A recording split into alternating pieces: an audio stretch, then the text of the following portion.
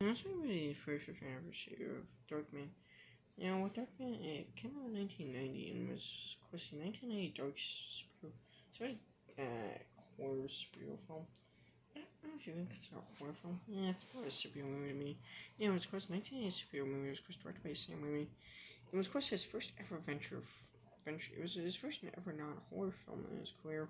It was his first venture in the action slash superhero genre, particularly superhero genre. It's actually his first superhero movie, actually. Before he did Spider-Man trilogy, before he directed the Spider-Man trilogy, Sam Raimi did Darkman.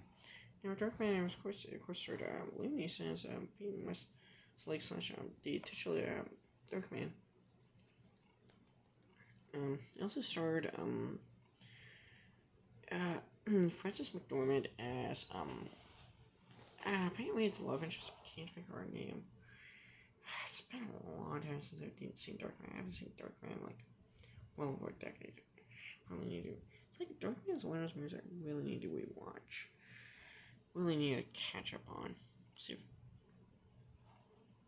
Darkman. It also starred Larry Drake as Robert G. Durant. It also starred Louis Louis something. It started Colin Colin something. Colin I forgot his name. I want to say he's like an British actor or something. He's like the guy he played Louis Drax, who was actually the main bad guy. I just feel that the Drax guy was actually the main bad guy. Now, Darkman also starred Sam Raimi's own brother Ted Raimi as Durant's right hand man. I can't remember his name. It also starred the late Nicholas Wolff as Paulie. Now, Darkman, of course, the basic premise was it's about a scientist guy named Peyton Westlake who gets who's testing his synthetic skin, and however is sabotaged by criminals led by a guy called Robert Durant. you know, Robert G. Durant sounds a lot like a classic actor, by the way.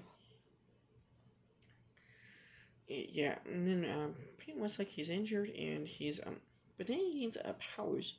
Like however, he has uncontrollable rage, and he must basically becomes an anti-hero called Darkman to kind of stop crimes into Louis Drax, who plans a property takeover, illegally developing properties on housing to kind of take over the city soon.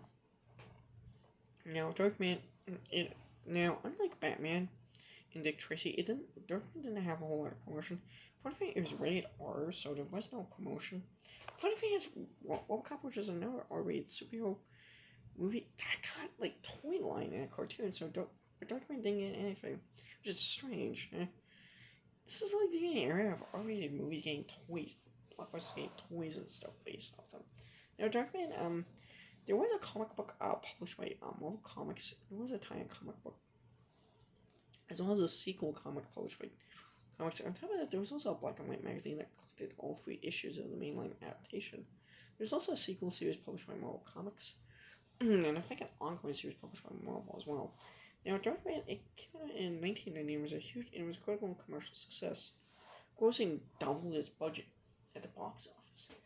Its success led to two sequels, neither of which Liam Neeson returned for, and it was one of those.